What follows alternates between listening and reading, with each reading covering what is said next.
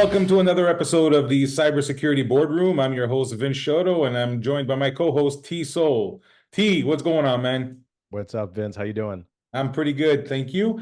So what do we got going on? I know we've had a lot of activity, and we're trying to refine them to a couple of heavy hitters here to be able to talk about them at length here.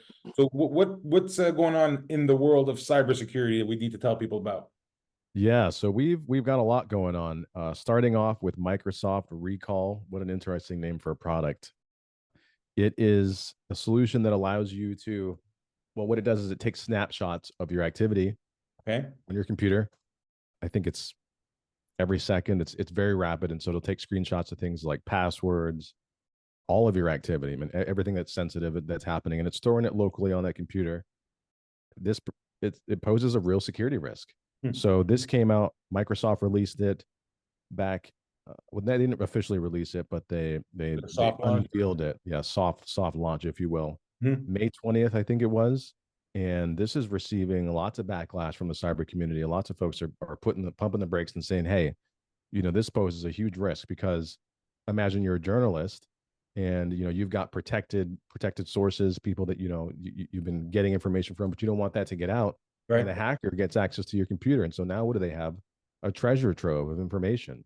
But what about me accessing his bank account, typing in his password? Oops, I forgot They've got it. It's asking me my place of birth and blah blah blah, all my different security questions, and then I happen to go look at my child's report card, and I have a whole bunch of FERPA information released, and then oops, I go look at my insurance, and now I've got a whole bunch of my healthcare information out there. I'm thinking PCI, FERPA, HIPAA, all in one shot. So these guys are allowing you to store this locally. What happens when a bad actor compromises your individual device? Exactly. And so that's the point. And I think what's interesting about it is that they were going to have this feature on by default. And that's what a lot of people are calling out. So they've revamped things a little bit. I think they're going to make some security controls a little bit tighter. They're going to make this feature off by default. Okay. So you have to opt in as opposed to opt out. Right. You have to opt in now, but who knows? Things like that change. I mean, these settings, these configurations, we talk about it a lot. So your cloud security posture management tools and processes need to be able to identify these types of things, right? This is exactly what we talk about all the time. Someone releases something and they don't necessarily consider the repercussions. In this situation, you've got folks that caught on to it and escalated it and had them make a change so that it impacts at scale. But what if they hadn't? Then it would have been deployed.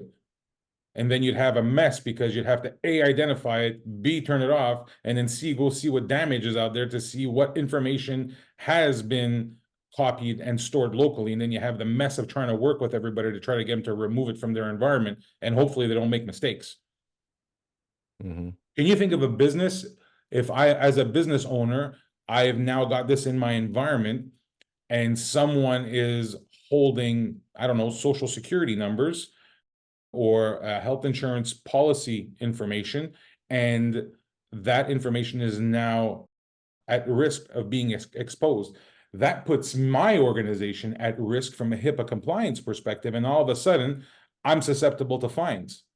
So the whole compliance activity that we perform may be compromised with something as simple as this. These little screenshots out and getting in the hands of bad actors, and even if not in the hands of bad actors, stored locally.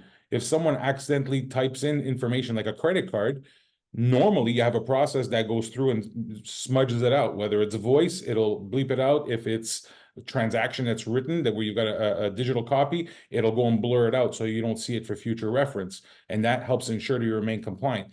When you record this stuff, are they actually going through those processes, or do you now need to amend your processes to go look at locally stored information to make sure that you're omitting the sensitive information that would put you at risk from a compliance point of view? This is a huge thing. This is going to be a big mess. Even when they do turn it on and someone opts in, how are you going to manage all that stuff? You're just adding more complexity. And for what? What's the benefit that Microsoft is claiming, besides having access to information that would allow for them to empower their AI? Yeah. I mean, that's the main benefit. I mean, the use cases around it are, being able to type things in like, You know, what was the picture? What was the website I looked at last week that had a cat with purple whiskers? So, Yeah. and you know what's crazy is that imagine if this had been left on by default.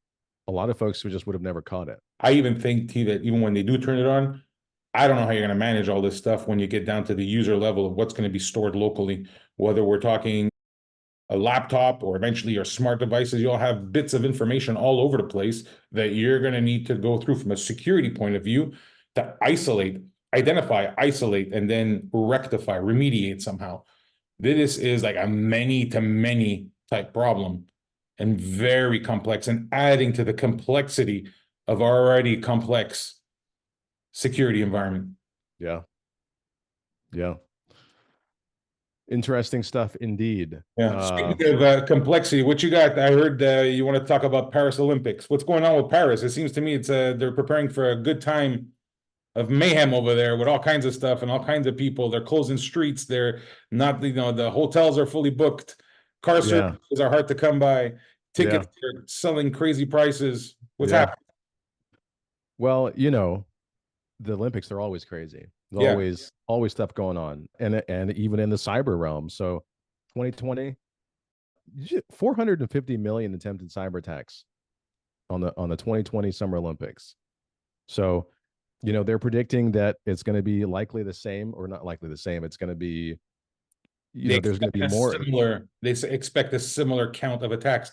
Well, What's it's going to be the main difference more. between 2020 and now? I mean, AI, man, it's taken off. Yeah.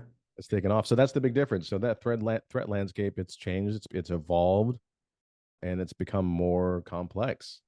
There are already pockets of security risks in Paris alone, right? When we're Yeah. talking physical security, having to worry about that and then having to worry about the cyber threats that are going to hit is a really complex situation or scenario that's building itself out. AI is going to make the 450 million attacks that took place in 2020 look like child's play. Because if you can Yeah. imagine the complexity that it brings forth and the manner in which they'll be able to leverage it to hit people, what happens with merchandise that people are trying to buy online? That could be a risk. How about tickets? People trying to buy tickets, getting false or fraudulent tickets, and where you won't be able to add to gain access to the sporting event. That'll add to security confusion. Yeah. So it just Yeah. plays into the other physical security element as well. What happens if some of these hotels, small or major, get breached and they get brought down? Where are people going to stay?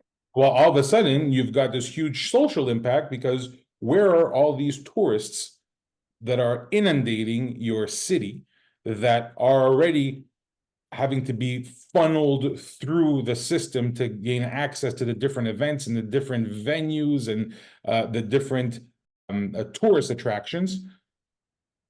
You're going to have a whole bunch of people. And if that goes down, what do you do with these people? How do you know who's allowed to stay at your hotel and who's not? Does that mean that people could potentially be sleeping in the street? It's wild. Wild That's to think crazy. about. Also, if you think about the athletes, there's a whole process that they go through in vetting out the results, right? Mm-hmm. Some things are very close to call, but also when an athlete has won an event, they'll go through and they'll do drug testing and so on and so forth, and there's disqualifications that take place.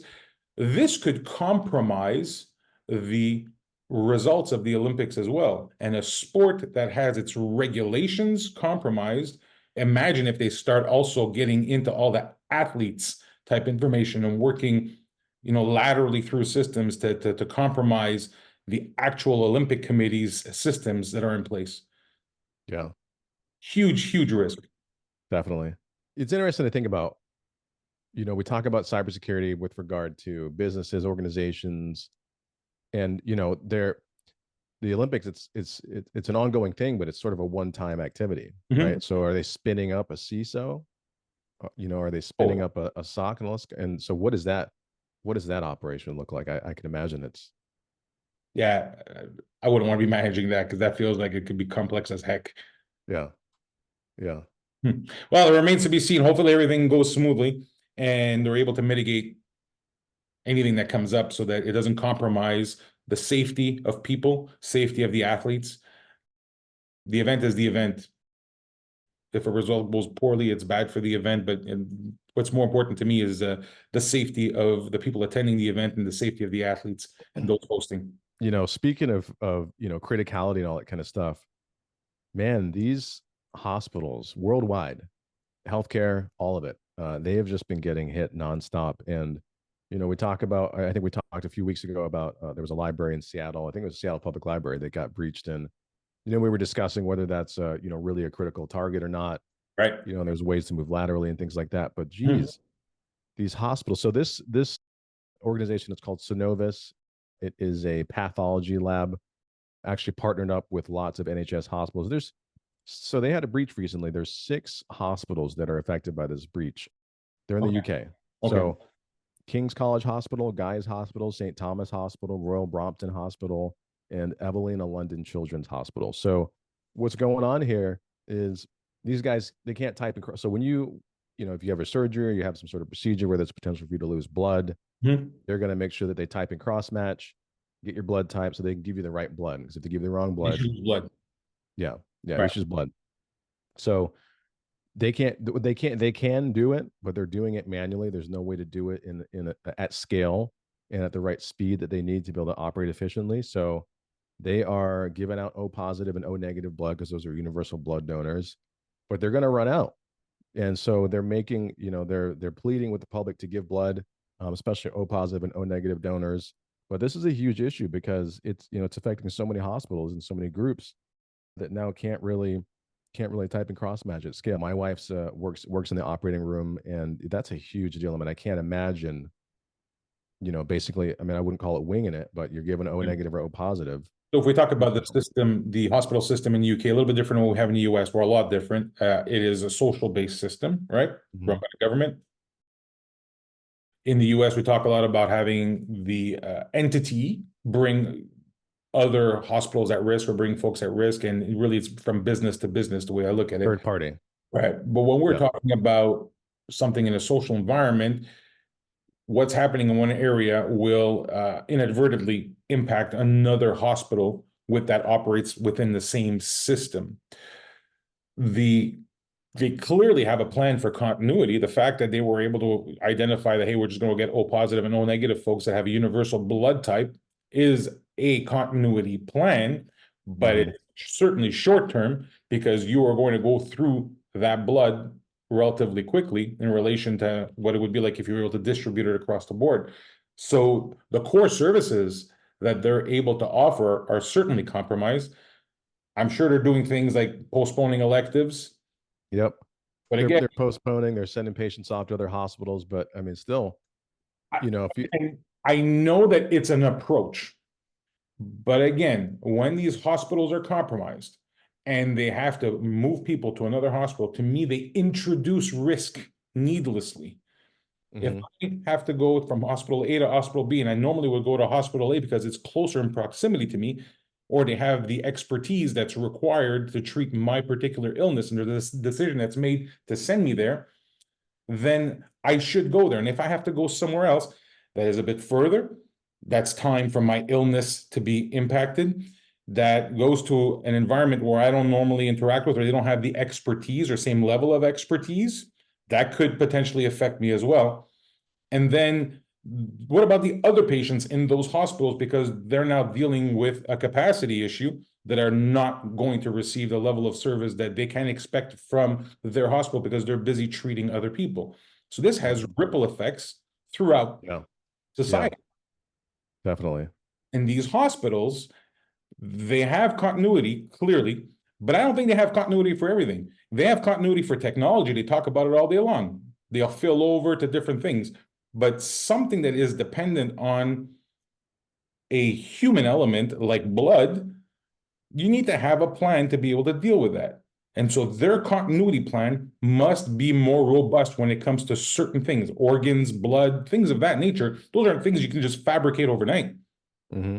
So they Yeah. need to have a strong process for continuity, need to have strong failover, resiliency when their systems do go down, and they need to have efficient processes if they have to resort to manual activity.